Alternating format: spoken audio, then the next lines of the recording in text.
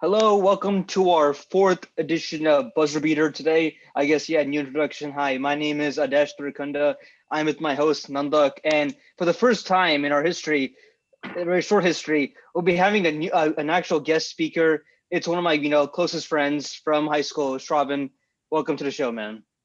Hey, thanks.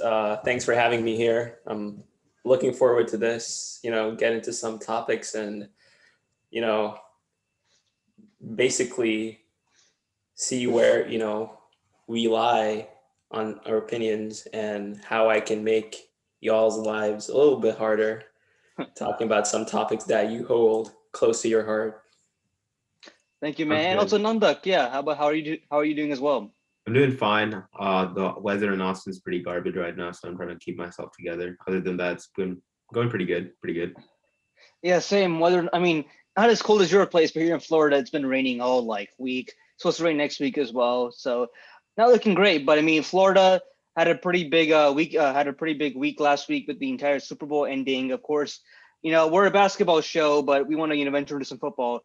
The Super Bowl. I had a pretty miserable experience. The Super Bowl. Yeah, I had some friends and fun, but the game was boring as hell. And I think one of the worst things in life is a boring Super Bowl because you only get these once in a year. But yeah, Nandak Shravan, what are your thoughts on the Super Bowl this year, last weekend? You want to go first, Robin? Sure. I definitely expected a closer game. In fact, I had Kansas City winning it, so that was a little bit of a surprise. But overall, I agree the game was lackluster, like when you think about it overall. But I found it interesting, at least for the first half. The ball was moving. It was pretty close. If you look, for example, when Kansas City stopped Tampa Bay at the goal line for that one possession, that was interesting. At least I, even though Tampa Bay kept scoring and Kansas City were not able to score a single touchdown, which is shocking considering the offense that they have. Um, but after the second half started, after the halftime show, it was just went downhill. I expected, the Chiefs offense to wake up, but they never did. Even though Mahomes had some really, he did everything he could. I mean, you can't expect more from him, and the receiver just couldn't hold on to the ball. It's tough. Yeah. I used to live in Tampa Bay for a couple of years, so I'm very happy that the Bucks brought the championship home for us. I was rooting for the Bucks. I knew Tom Brady would come through, even though the Chiefs had a really good record this year. I think they're like 16-2. I'm not a football guy myself, but one thing I did notice was that Patrick Mahomes' O line was absolute dog shit. I mean, they didn't do anything. Patrick Mahomes threw some really good passes. He tried his best without a good O line, but Brady took it home. Their defense was really good. You can never go wrong with Gronk and Brady. So they brought it home, and Tampa's the city of champions twice with the Stanley Cup and now the Super Bowl. Yeah, I think it's kind of weird that like the LA and Tampa are kind of the title towns because of course Tampa won the Stanley Cup and the Super Bowl while LA won the finals and the World Series. So it's kind of cool overall. And then yeah, it's been a pretty normally what I've always said is like the week after the Super Bowl, it's always kind of boring and dull because football, we've had this since like September kind of is left away. And yeah, we have other sports to, take it over and stuff, but it's been, kind of sad. And plus, fun story I want to talk about the Super Bowl this last week. So most of us, we were all Bucks fans because we all live in Florida. You got to support Tampa Bay. They haven't won a Super Bowl in like forever, so it was nice. The first time we were all big Bucks fans. The second half we all became Chief fans because we just wanted the game to be close. It was so sad seeing Mahomes, make the world's like best throws just become pretty much in vain. But yeah, anyways, let's get back to basketball. This week was kind of very light in terms of games. We didn't really get any primetime games. Like I think this week's primetime game was Brooklyn Golden State, which is going on right now. But I mean, both teams are doing pretty average this year. But of course, the games I want to talk about are the three night games we experienced on Monday, Wednesday, and Friday, featuring the Los Angeles Lakers. The Lakers are on a six-game win streak, of course, after the loss to Detroit, I believe, 2 weeks ago. They've won a lot of those games, but they've been really ugly. The one on Saturday against Detroit, pretty much double overtime. Jeremy Grant and Josh Jackson were going off. LeBron had to put two massive 3-pointers to win that game. Against OKC on Monday, they went to overtime against. with Shea Gilgeous Alexander, and then Wednesday went to overtime again without Shea, and then Friday started off in an 11-0 hole to begin the game, finished off at 20-2 in the first quarter, and somehow won. So, guys, what are your thoughts about the Lakers so far? I think they got some issues that are very evident. They basically rely on LeBron to carry them, and going into 3 overtimes with teams that aren't necessarily contenders for the championship or even the playoffs for that matter is concerning for sure. The Lakers have a very good defense, as we all know, but in this game, it was very concerning to say the least. Anthony Davis is doing his thing, but I feel like he can do more. I feel he can put up more points. He can be more dominant. He's been a little bit, he's been holding back a little bit in my eyes. But it's still early. I'm going to give the Lakers a little more time to ramp it up. As we all saw last season, towards the second half, they started picking up the speed, and before the COVID restrictions applied. So I'm not concerned about their overall championship hopes, but I would like to see some adjustments made to prevent, burnouts. Yeah, I pretty much agree. I'm quite honestly disappointed with the Lakers this year for a championship like favorites since they won last year. It's quite disappointing for them to see that they're going to overtime with subpar mediocre teams. You have like the Detroit Pistons, rebuilding OKC, and now they're in 11-0 hole against Memphis, even with AD. Now, I think it's clearly showing that they're like losing with their 3 key role players that they lost this upcoming season. They lost Rondo, JaVale McGee, and Dwight Howard. I think the loss of those 3 players are really showing in with the Lakers this year. And yeah, that's honestly what I have to say for the Lakers. It's really been showing that they really need like they need more role players. They lost 3 key role players this upcoming season. And I think that bench depth is really what's getting to them this season. You have the Clippers and the Jazz beating them in the Western Conference seating right now. Yeah, kind of similar thoughts as well, because when you're playing a team, two teams that pretty much, well, all three teams are pretty much not really, very young rosters that aren't supposed to win. You don't want to, pretty much, win all these games really close. In a way, it gives like, the team much more focus in a way that you really don't want to waste on these lower teams. Of course, Detroit, I think they've pretty much been playing really well against all, contenders. I believe they've beaten the Lakers, the Sixers, the Celtics, the Nets, even on Tuesday. So they've had their run, but you don't want to let these teams continue, beating you down. Yes, I understand they're the defending champions. They're coming off a 2-month break, this and that, but contenders don't struggle during the regular season. They dominate the regular season. The only time that's ever happened when I'm seeing in my own eyes was that Warriors team with Kevin Durant in 2018, where they pretty much coasted the entire regular season. But we knew that team was very talented, to basically make it back, and there's really no doubt about that. So pretty much overall, I am kind of concerned with the Lakers team overall, because you don't want to win these games really close. In February, you would want this team to be much better, dominating these teams to show. And that's the reason, yeah, I believe they're second behind the Utah Jazz, we'll discuss later, and the Clippers. I think they're like right between like the level, I think, overall. And I mean, they play Denver, I think, on Sunday, and then play Brooklyn on Thursday. I hope the team turns up for those games. Of course, yes, I understand they're playing. They're playing LA, and the Lakers haven't been great at home. Of course, they're missing their fans overall, and of course, they have also have a lot of injuries. Anthony Davis with his Achilles injury, he did come back on against yesterday against Memphis, and he did put up 35 points overall. But him missing this game, you never know. He had that massive foot injury last year in the finals, so you want him to be much better overall in discussing through that. And I just wish, the team was much better overall. So they do play Denver and Brooklyn. Do you think they'll be much better overall against those teams, or do you expect the exact same from this team?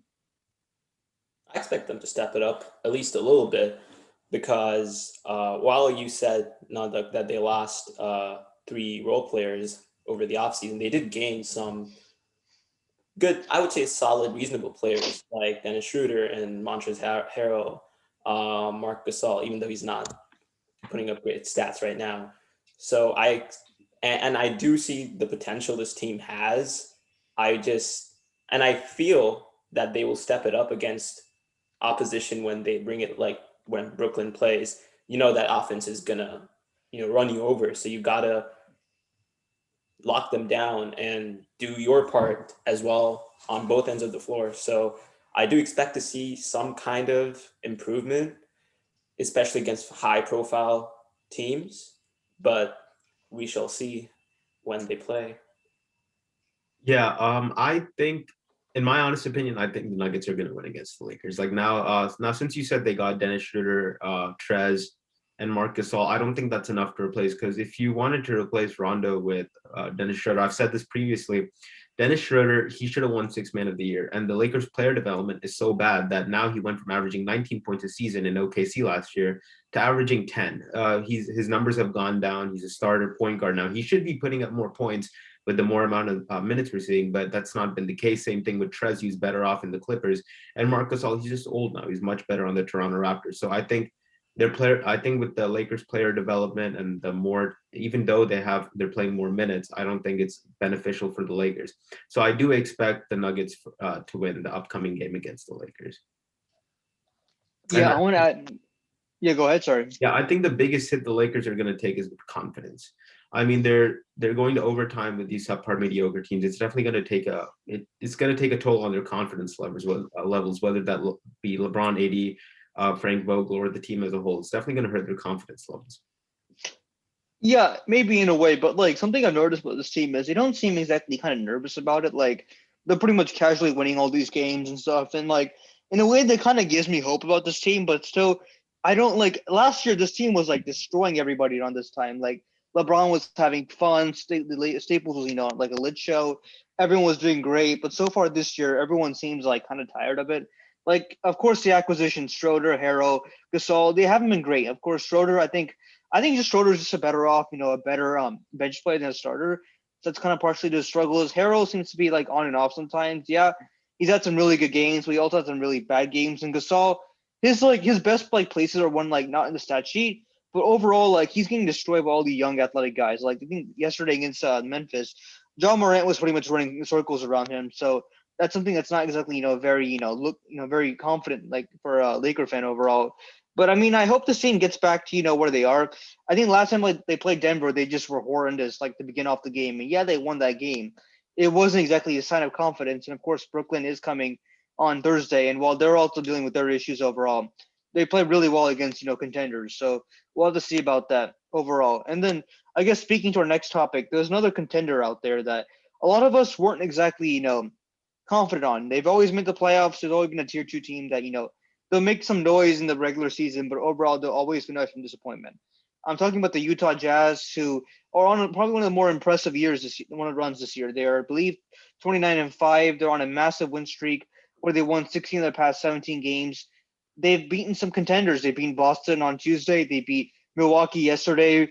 They've been very impressive in their wins. While Donovan Mitchell isn't exactly the MVP candidate we're all hoping for, he's been playing pretty well. So, guys, what are your thoughts about Utah? And do you think they'll be, actually legit this year? I'm pleasantly surprised. I agree when you say that people didn't see this coming, because I surely did not. I expected them to be a solid 4 or 5 seed maybe, and second round of the playoffs at best. But seeing what they're doing right now is something I didn't see coming, and it's good to see that a team, the Western Conference, as we know, is obviously the stronger conference, and the Jazz just makes that even more legit. Like they've won the past, they're on a 6-game winning streak, like you said, 16 of 17, and they're dominant home and away. And and as you can see, they're only half a game ahead of the Lakers, but their wins have been much more dominant and convincing. You can see when I think they played the Bucks yesterday, and everyone's doing their part, contributing. Mitchell had 26, Ingles had 27, Gobert had 27. Everyone's doing their part. The team seems solid. Excuse me. As for whether they'll make an impact in the playoffs, I'm not entirely sure. Like, I'm not sure, because I don't know if they can sustain this level of play over the rest of the season. The problem is, since they won a lot, there is going to be a time where they eventually hit their saturation point and lose a couple games. And that's what I want to see if they're going to be able to come back just as strong and continue, because I want to see their form going into the playoffs. But if they maintain what they have right now, they're legit. This could be a very interesting playoffs if they continue to do what they've been doing so far. Yeah, I honestly think the same. I didn't expect Utah to be this high. I expected them to be between the 4th and 6th seed, like you said. But yeah, I do agree overall what you said, Shravan. I don't expect this level of efficiency to go on any much longer than the All-Star weekend, honestly. Now, I did expect them to be in the second round playoffs before they went on the 16-17 game winning streak. But it's still the same for me. I think their second round exit. I don't think they're going to make Western Conference Finals. No sane person who has who knows about basketball is going to say that Donovan Mitchell and Rudy Gobert make the Western Conference Finals over Paul George, Kawhi Leonard, Anthony Davis, and LeBron James. I still think they're a second round exit, but they're doing really well for the regular season. I think they're going to burn out eventually, but for now they're doing really good. Yeah, pretty similar thoughts too. I think going into the season, I didn't think Utah will make the playoffs. I thought Houston will get that final seed in the West overall, and they've been really impressive. Throughout this year, they won some pretty big games. Of course, we said that they've won their past 16 games. They won 16 of the past 17 games. That's very impressive. But the game they lost, Nikola Jokic had to go for a career high. I think it was like 47 points to pretty much beat that team by 11. So that shows you exactly how good this team is. And it's also how balanced this team is as well. In the bubble, they almost beat Denver that year, but they were missing, Bogdan Bogdanovic, one of their big role players for the team. So this year, so far, everyone's been really good. Mike Conley is playing much better. Mitchell, of course, is having, he's pretty much playing like an all-star this year again.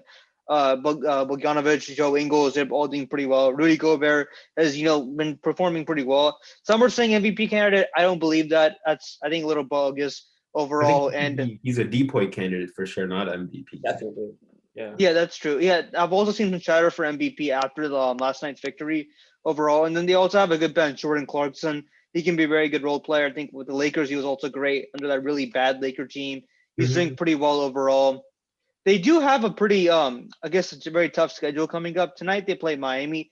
It's a pretty close game in the middle of the second quarter. They play Philadelphia on Monday, which should be a good one.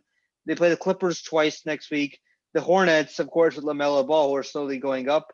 And then they also play the Lakers on the 24th, the Heat again, Orlando, New Orleans, and this Philadelphia again to end off the month, to end off before All-Star game. So, guys, do you think how long do you think Utah's going to continue their hot streak, and what do you think they'll eventually burn out?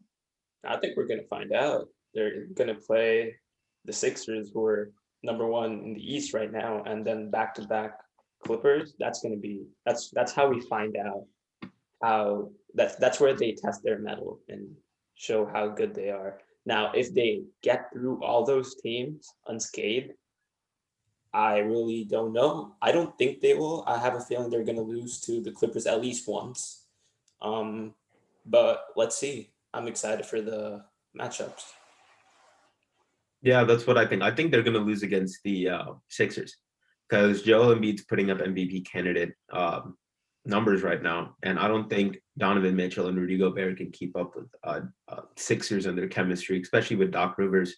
Doc Rivers' new coaching system, along with Joel Embiid and the deep chemistry they have with Seth Curry, Tobias Harris, and all those others. So I really think the Sixers are going to take the victory over the Utah Jazz. And with the Clippers, I think they're going to be really close games between the Clippers and the Jazz. I think the Jazz take it once, and then the Clippers take it the other time. It's going to be 1-1. Yeah, also pretty similar thoughts as well, because for me, I think we're going to be seeing this team a lot for the next 2 weeks. They play Philadelphia and both the LA teams. While they do play the LA teams back to back, I think if they beat one of those teams, I think that shows, they're legit. So overall, if they can at least beat Philly, the Clippers and Lakers at least 2 out of 3 at times, I think we can finally say that this team is really legit. And it's number 3 behind both the LA teams overall. But we're going to have to just see how this team performs. Of course, Donovan Mitchell, he's kind of hit of a cold streak as of late right now. I think he had a pretty off game last night, and the team overall has played balanced really well. Kind of reminds me of a very, well-oiled machine. We're going to see how they do next week, pretty much against the Clippers and against the Sixers.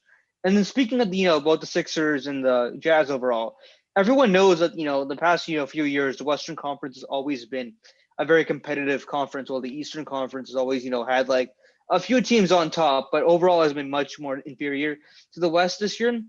So far, I want to talk about something about this year is the difference between how good the teams are at West compared to how bad the teams are at East. In the Pacific Division, that's like the most famous one. It has the Golden State Warriors, the LA teams, Phoenix, Sacramento. They apparently, if you look in that one division, the top four teams are pretty much all except for Sacramento are on the top eight of the playoffs in the West. If you look out East, pretty much all the teams below number 5, the Indiana Pacers, are all have losing records. They're all under 500. That basically shows you that the four teams out West pretty much have a better record than about 2/3 of the entire Eastern Conference. Do you find this kind of startling, guys? Or do you think this will eventually, do you think it's just the beginning of the season where if we give it some time by the end of the year, everything will come out pretty fine? I think it's a little bit of both, but I do think the records will eventually flip up because it is pretty concerning right now that there are only 5 teams in the Eastern Conference that have a plus 500 record. And we obviously expect a lot more. And while we see the usual contenders up there, there are also some contenders that are not up there, like the Toronto Raptors, and I want to say the Miami Heat as well, who both have sub 500 records right now. And I do expect them to improve that record. I am pleasantly surprised by the Hornets and their run. And even though they're below 500 right now by only a game, I didn't see them emerging as a contender at this point for the playoffs. So the division is getting a little bit stronger in the sense that there are more teams emerging. But at the same time, if you have teams that are established as contenders who are underperforming at this point, it just, dilutes the value of the conference.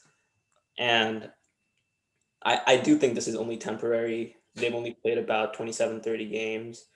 And I feel the next 15, 20 games is where we see the records being set straight, more teams getting above 500.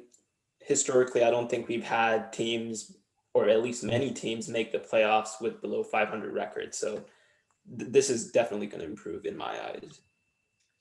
Yeah, I think a lot of teams in the East are in like a slump right now, like we see with the Miami Heat. Jimmy Butler has missed a majority of the season. Tyler Hero hasn't been playing at the capacity he played in the bubble. So I think the next few games are like the midpoint of the season. So it really determines, hey, are these teams going to get out of that slump and start to cruise through and make a playoff appearance, or are they just going to keep going down exponentially? So I think for the teams like the Pacers and the Heat, I think this midpoint in the season is going to be really crucial for them because Jimmy Butler missed a large portion of the season and Tyler Hero hasn't been playing that good. So I think this midpoint in the season is really crucial for them to kind of get in that groove of regular season and get out of that slump. And same thing with Indiana. I think if they can clear Caris for LeVert and they have like a good chemistry going on, they can make the playoffs. But I don't think that's going to happen this year, considering the surgery he had and the time it's going to take to build up that chemistry and stuff like that. Yeah, I think Caris LeVert doesn't plan on returning back to Indiana until like late April, early May. So maybe he could be back for the playoffs. But I mean, depending on how this team overall Indiana is, we can see that later. But not to discuss. Yeah, in a way, I think also kind of is a mix of both, like Shravan and like both said. I think it's only been about a month into the year. I think a lot of teams are still trying to figure out who they are going to be this year. Miami, Toronto, they've all had their issues. Denver on the West has had their issues overall. So that's why they're kind of below it.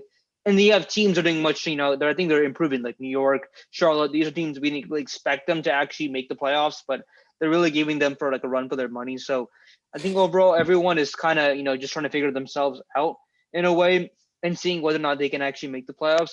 I do think Miami will eventually come and make the playoffs overall, just because of all the COVID issues they've had. And I think Toronto will eventually figure it out. Of course, they've had some issues in the front court, but I think Pascal Siakam is doing much better. Thinking about trading Kyle Lowry, I don't think it's right for them to trade Kyle Lowry, especially the fact they're in Tampa. not even in Toronto, so that won't be right for them. But overall, so that can be kind of concerning overall. I mean, I think it's been like forever since a below like 500 team made the playoffs in the Eastern Conference. I think the last one was like, well, of course, there was like 2019 last year in the bubble, but like that was because the certain amount of games got postponed. Teams didn't really finish exactly right, but like in 20, I think 14 was the last time below 500 team made it, which that tells you a lot. But I think that's more because what everything's going on. So I think they'll be fine. And then one question I want to attribute to like the entire discuss is like, which team do you guys think will make the playoffs in the East? Do you think Charlotte will make it or New York will make it? At this point, I want to say Charlotte, just because I feel like they have a lot more potential. Don't get me wrong. I'm very happy to see the Knicks put up some great games and see what they do with Quickly and the crew, but I I feel like the Hornets have the better squad with Hayward, Ball, Rozier, and I think I think the culture is also um, better in the Hornets. So I have them making it into the playoffs. Yeah, I think it's going to be the Hornets too. You see LaMelo Ball getting exponentially better from like if you see how he played in like the first few games of the season versus now, it's like night and day. There's a huge difference, and so is the chemistry. I think Terry Rozier has been putting up great numbers. I think last game he put up like 40 something points, which is crazy because coming into the season, I barely had any idea who Terry Rozier was, and now I'm seeing him putting up crazy numbers like 40 something points a game, and making a big impact on the Charlotte roster. It's just shocking for me to see. So I definitely think Charlotte's going to make playoffs over New York, even though New York had got the acquisition of D Rose and they have rising stars such as R.J. Barrett, Mitchell Robinson, and Julius Randle. I think Charlotte's going to take that playoff spot this year. Yeah, kind of similar to us as well. I'm going with Charlotte as well. New York has a lot of promising rosters. Emmanuel Quickly is slowly turning out to be their best player. RJ Barrett is doing much better. Of course, they got Derrick Rose. And I mean, Julius Randle is still cooking as usual. Mitchell Robinson, I think he suffered like a pretty serious injury recently, so he'll be missing out some significant time. They do have a lot of good players, but they don't have like enough role players who want to help out. Yes, there's D Rose they just got, but I think he's like not enough. I'm picking Charlotte mainly because they're also pretty well balanced. Of course, LaMelo Ball, like you said, he's been much better. I think the first like few weeks he was struggling a lot with shooting overall, but he's doing much better being in the starting lineup. Yeah, I mean, he's doing so well. Bleacher Report just can't stop tweeting about him, but he's doing really well. Terry Rozier, he's had some good moments. I think, of course, 2018. Remember his playoff performance where he stepped up when Kyrie Irving was not there, and he did struggle in 19 when the Celtics kind of imploded overall. And he had a pretty off year this first year in Charlotte while Devontae Graham kind of took over the pretty much the position. He was doing much better this year. I think he put 41 points against the Timberwolves yesterday. I mean, it is Minnesota, but it's always impressive for Charlotte. Gordon Hayward, of course, is doing really well. I think he's kind of, slowly became as like, the guy he was in Utah, dominating the performance. He might be an all-star this year. Who knows what's going to happen with that? And then Cody Zeller, Bismack Biyombo, they're also doing really well. They're doing pretty much their job really overall pretty nice. I think they're going to be a really promising team. I mean, I do think Charlotte will make it if it's given between both those teams. You don't know exactly how the East is going to turn out. We're not even into All-Star break yet. That's going to be a very interesting discussion what we see as like time puts out much more. So of course I want to progress to a new topic. This one's going to be a Twitter topic. What we saw on Twitter today. Of course, today is the Nets Warriors game. Kevin Durant's return to Golden State. I don't know if you guys remember, but last year, when Kevin Durant was supposed to return to the Nets, this was supposed to be the first like no fans game. It was like on the March 12th. Of course, everyone remembers what happened on March 11th. The NBA suspended, so this was the first game they kind of had to suspend. And then the topics I think ESPN tweeted out was who was the more clutch shooter. We have 0.8 seconds left. You can either choose between Stephen Curry or Kevin Durant. Who do you guys pick? In the clutch, Yeah. I would go with Kevin Durant. If you had asked me who's a better pure shooter, I would have gone with Steph because he's just ridiculous. He's a cheat code. He can pull up from anywhere, and so can KD. But Steph just got that magic. But in the clutch, I would say Durant. I mean, to quote Stephen A. Smith, he's 6'11" with a 7'6" wingspan, and can pull up from 30. I mean, do I need to say more? And if you look at the past, I also feel if you look, you can see that Durant has more shots in the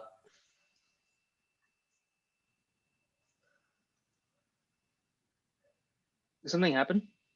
clutch, but I would lean towards Durant. Yeah, I think that's where we disagree. I would take Curry because with zero point 0.8 seconds, the tweet said 0.8 seconds left. With 0.8 seconds left, the entire court is going to be running around, and even with KD on the Oh, I didn't three-point hear line. the 0.8 part. Oh, I think the tweet said 0.8 seconds left. Yeah, it's a 0.8 seconds. Yeah, yeah. My apologies. Oh, you're good. I'm a stick with my pick. I know it's very hard knowing I would still stick with my pick. I would go with Durant. With 0.8 seconds left, the entire floor is going to be scattering around. Everyone's going to be guarding KD, and he can make shots from the 3-point line pretty well. I'm not going to deny that. However, Stephen Curry can make shots well beyond the 3-point line, borderline half court. If you were to give the ball to Stephen Curry at the half court line, he has to chuck it up with 0.8 seconds left. You barely have any time to move. He could chuck it up at the half court line and theoretically make it. He has a higher chance of making that than KD has. So that, with that being said, I would choose Curry. That's a good one. I think I was expecting this one. I mean, for this one, I think when I first saw the tweet, I was pretty much going back and forth. I didn't really know who to pick it overall. And thing is, 0.8 seconds, it's pretty much you have to like catch the ball and shoot it. Like I think of course you both being Rockets fans, you probably know about this. Damian Lillard shot over Houston in games 6. Go there. 20. Yeah, that shot was 0.9 seconds. So of course talk about Houston later on. That was 0.9 seconds. So I think 0.8 is gonna be really close.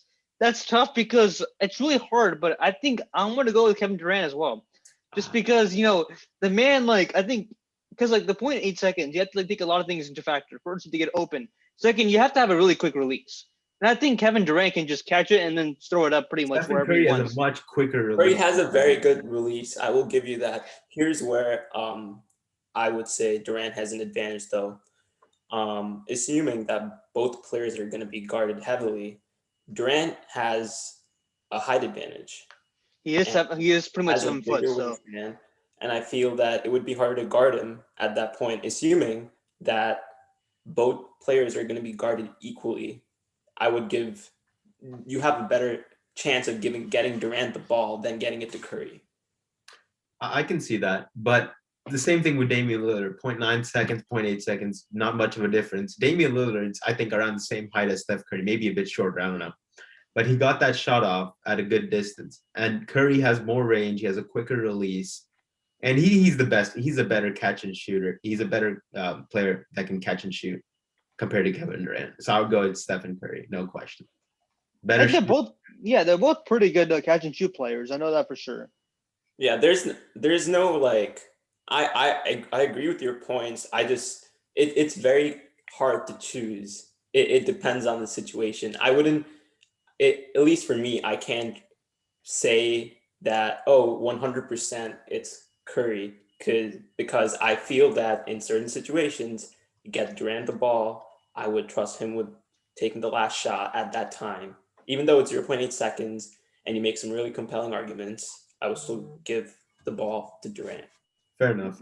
I can see why you choose Kevin Durant. But with me personally, if I were the coach in that situation, I would just say give it to Curry. Yeah, I mean, actually, if I was Steve Kerr in that situation, I'll pretty much be like, you know what, give it to whoever gets open, pretty much. Hey, you also have Klay Thompson on that roster too, but yeah. Anyways, moving on. You both are pretty big Rockets fans, so I want to just talk about how Houston's done this so far. I mean, they were really bad, of course, beginning of the year with all James Harden saga, but ever since he left, they won a big 6-game win streak. They've kind of pretty much returned back to how they normally, pretty much back to the playoff spot. Christian Wood has been out pretty much with the injury, and they kind of struggled ever since. But like John Wall, DeMarcus Cousins, Eric Gordon, Victor Oladipo have been pretty, stepping up pretty well. Your thoughts? It's been a roller coaster. I mean, starting with all the rumors. Actually, let's back up. First, Westbrook forced his way out, right? That's when we knew it was going down. and then Harden forced his way out. And I was not I was pretty satisfied with what we got from the deal. We got a couple picks. I know they're not worth as much if Brooklyn does well, and they're gonna do well, but I was happy with, you know, Wood. Like he's phenomenal. And I did wish that Harden gave the team a chance, especially with given that him and Wood in pick and rolls would be such a very like it would be a very good uh, combo. But let bygones be bygones. I like the progression when we had Wood, Wall, and Oladipo on the floor. When all three of them played, I think they've lost only one game, if I'm not wrong. And that was a very good sight to see. And then with Wood injured, it's been a 4-game losing streak, and that's just painful to watch. I mean, um, I Oladipo has also had a couple of rough games. I don't think he's completely healed from his ruptured tendon, and with the trade deadline coming up, there's a pretty good chance that the front office might trade him for what and where I don't know. I still personally want to give him a chance, but yeah, it's not a great time to be a Houston fan. Yeah, pretty much the same as a person. So what I fell in love with the Houston franchise with James Harden, and this year I was one of those few Houston fans that wanted to see James Harden go, because he gave the city of Houston almost everything he had. He's been dropping amazing numbers, scoring titles. He got us to the Western Conference Finals, et cetera, et cetera. I wanted to see a place. I wanted him to go to a place where he can really flourish, show off his talents, get a chance at a ring before he gets to age 33 and 34 and so on, and not waste his talents at Houston. Because from my perspective, he was wasting his talents at Houston. Houston was this like super close to rebuilding, even when he was with Houston before he left. So I really wanted to see Harden go. Brooklyn or the 76ers would have been great. He went to Brooklyn. It's going well for him so far. Now with their current situation, I think the absence of Wood I think this should wake up. I think this should tell the Houston front office that Christian Wood is your star player.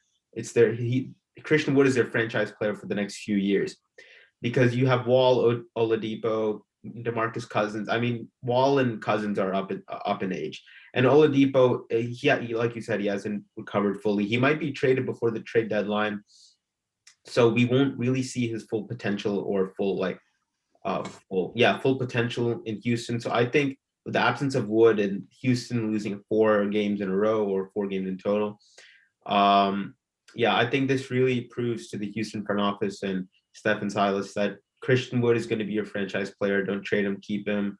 He's going to be their star player for the next few years. Yeah, pretty similar thoughts overall. I thought the Harden deal was actually good for both sides. I think, Harden, he pretty much gave his heart and soul out. I think he deserved to go to a place where he can actually win. I think Houston was best. They've been pretty much in this line of they were not contending, but they're also not tanking. So they're kind of average throughout. So I think it was time that they go one direction. They chose tanking. That's completely fine with them. They have a really good overall young team, but they're big stars overall. I think they're going to be fine in the future, and they also have picks too. So I think they'll be overall. I think they're pretty much in a good position right now. And I think, yeah, definitely Christian Wood. They were on a 16 win streak before Wood got hurt, and the team has struggled. I mean, they're losing badly to the Knicks tonight. Of course, Oladipo is not playing, which is, I guess he's had his injuries, but it's okay for him not to play. And overall, they're just a very young roster. Steven Silas, he's also a first-year head coach. That's something I have to take into consideration too. So they have good pieces overall. I think they will be eventually contending soon. They'll be joining. I think give it a few years before Houston's one of the back in the top of the league. Though I think they might make the playoffs this year. I believe in them for that, and it should be good overall to see. But yeah. With that, so I have a question for you, Sharon. So would you have rather kept Westbrook, or would you have if you were the general manager for Houston, would you have kept Westbrook, or would you have traded him for Wall?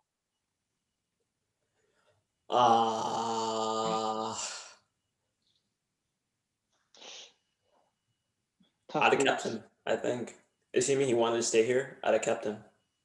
I'm in the same boat. I would have kept him too. I mean, Wall's great. I mean, but he's coming off an Achilles injury. He hasn't played in a couple of years, and I think just Westbrook has a higher potential when he's healthier. I can also agree with you guys because the time is John Wall. He was coming off that Achilles injury. I think he hadn't like really played serious basketball in like 2 years, which I think. I mean, I love John Wall back when he was in Kentucky. His first few years, he was one of my favorite point guards. Outside of Kyrie Irving that time, and it was really shocking to see him. Come back and he kind of like he isn't exactly the same player anymore. He isn't as explosive as before. You can tell his jump is kind of the Achilles injury has kind of screwed him over a little. And I mean, Westbrook, he hasn't exactly doing great right now with the Wizards. I think he would have still been much better with this roster overall. But yeah, and then of course to wrap up our show, we want to give our predictions for next week. We have two really good games. I think we kind of discussed one of them. Well, we mentioned the other one, but that one I want to discuss later. The first one, of course, is Jazz Clippers. Jazz Utah. They played Boston and Milwaukee this week, playing Philadelphia tomorrow. They've done so far well. They won all their games. They play the Clippers on Wednesday and Friday night. Friday night on ESPN. What do you thought? What are your predictions for both games?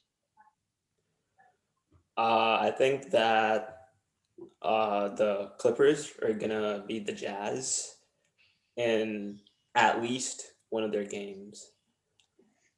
I also feel that if the Jazz win the first, there is a small chance that they also win the second because they're going to carry that momentum. But my money's on the Clippers for winning at least one of two. Pretty much the same. I'm not sure if Paul George will be back, but if Paul George is back, I can realistically see the Clippers win one. If Paul George isn't back, because I know he's out with a toe injury or something. It's like bone Um, edema. It's pretty serious, actually. They don't oh, really. I really? don't know if they have a timetable for him or not, but they haven't really said much about his injury. They kind of kept it pretty under the rug for now, but we'll see how time I think comes out. Pretty much. Yeah, he's on my fantasy team. That's not going to bode well for me. But yeah, if Paul George isn't back, then I could realistically see Utah winning both games. But if Paul George is back, I can see Clippers winning one and Utah winning one. Yeah, I kind of think similar thoughts of you guys. I think Utah wins the first one. I think Clippers win the second one. I think the first one on Wednesday will be more of a wake up call for the Clippers to really show that the Utah Jazz are actually a serious team. They're actually on their level of them pretty much. And I think game two, the Clippers will be much better overall, and they'll definitely keep the game close. I think the first one will be a blowout. The second one will be a close, much more closer game. So that's the predictions for it. And then of course the game of the year, pretty much. I was hoping this game would be Christmas, but given the entire schedule, roster issues, I'm okay with it. But I'm talking about Brooklyn at Lakers Thursday on TNT predictions. Ooh, this one's tasty. Um, my gut's telling me roll with the Nets, so I'm gonna roll with the Nets. Even though their defense is pretty horrible, I just feel that that offense is gonna carry the team. Given that the Lakers have been struggling also recently, I put my money on the Nets. I want the Nets to win really bad. I love James Harden. I love Kevin Durant. And I love Kyrie Irving. They're all very great players. But I think even today, DeAndre Jordan's out and Kevin Durant's playing center. So with their defense, I really want the Nets to win, but I think the Lakers will take it by a hair. And I don't like the Lakers. So that should tell y'all something. Yeah, this one's also pretty close in my opinion.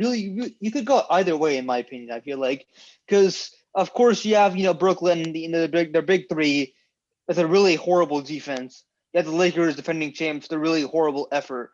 I mean, both teams haven't been playing. They haven't been playing great, but they have showed up for the big games. Of course, the Nets they beat the Clippers a few weeks back in a very close contested game. The Lakers they beat the Nuggets, of course, a few weeks back, and they're on the same time. I think it's close. I think it can go either way. I would have gone Lakers if there were fans, but since there are no fans, the team kind of struggles at home. I'm gonna flip a coin. Heads or wait, let's see. This is gonna be heads will be Nets, tails will be Lakers. Fuck, it's in the trash can. Let's go here. All right. It's all right. It's heads. I went with the Nets. So yeah, Going with the I'm Nets? going Brooklyn. Yeah, so I think it's 2-1 Brooklyn, right? Me and Straub are going for the Nets. Yeah, And they're no, going for the Lakers. I want Brooklyn to win. He's rooting for the I'm, Nets. You're I'm rooting by for no the means a Lakers, Lakers fan, guessing. but I think the Lakers will take it by a hair. Because I think even the Lakers know, even LeBron and AD know that this may be a potential finals matchup. And if they screw up this one game before the potential finals matchup, the rest of the time they play preseason games, they're going to be like, oh, this team's going to lose against the Nets. You see what just happened? So I think they're going to take this game very seriously. I think we may see a bit of playoff LeBron and AD here. So I think the Lakers will take it by a hair. Yeah, it's going to be a close one. I think, it's really, I mean, you can go either way. I think it just really depends on their lack of effort, the defense, whether they step up or not. I can see the Lakers kind of, coasting this game just because they're the Lakers are the defending champs. But I mean, last time LeBron played that a super team, he won that game. And then it was like Christmas Day, Warriors Cavs. He actually won that game. So that was really nice for them to do that. So it can go either way. Last time we saw Lakers play a really good team, a really known team, the Warriors, they did lose that game. So I just hope the team plays well. They don't, continue the lack of effort. Like it was fun, it's okay to it's okay to start the game off 11-0 to Memphis. Let's not do that against Brooklyn. That's hopefully true. And I think one thing's for sure. I mean, whoever wins that game, the night's gonna be toxic as hell on Twitter. I mean, people are gonna be overblowing this team. The loser apparently is gonna be worse than the Jazz. The winner is gonna be the best team of all time. So it's gonna be a toxic night on Twitter. So I can't wait anyways, for LeBron haters that day. oh yeah, boy. It'd be like you pretty much to be every Twitter post will be pretty much that some random guy would be saying, LaFraud, Legault. Oh You'd be yeah, having for sure. And they yeah. put up, LeBron's path to a Mickey Mouse ring Yeah. and list that stuff. So NBA Twitter is going to be toxic. But again, when is it not? That is true. When is it not Twitter toxic? When is Twitter not toxic? It's pretty toxic today because LeBron got that anti-flopping warning. Yeah. Same thing with Kuzma. It's pretty entertaining. I'm not even gonna lie. It's pretty. Yeah, no, that Kuzma foul was probably the worst. I think that Kyle Kuzma flop. I mean, that was probably one of the worst flops I've seen. That man looked like he was auditioning for Space Jam 3 right Come there. on. Taking after he's taking after LeBron. He's trying to be like LeBron. Nice, what a great mentor. Yeah. Anyways, that's gonna wrap up our fourth show. Thank you, Shravan, for coming by and joining us and discussing a lot of topics Thanks for overall. having me. Yep. Thank you. Hope you guys can catch up to our show next week. We'll be discussing the Nets Lakers, some recaps of some games. We'll be discussing some new teams. I believe All-Star voting. I think the fan voting does end next week, so we'll be discussing that as well. So yeah, thank you for coming and see you guys later.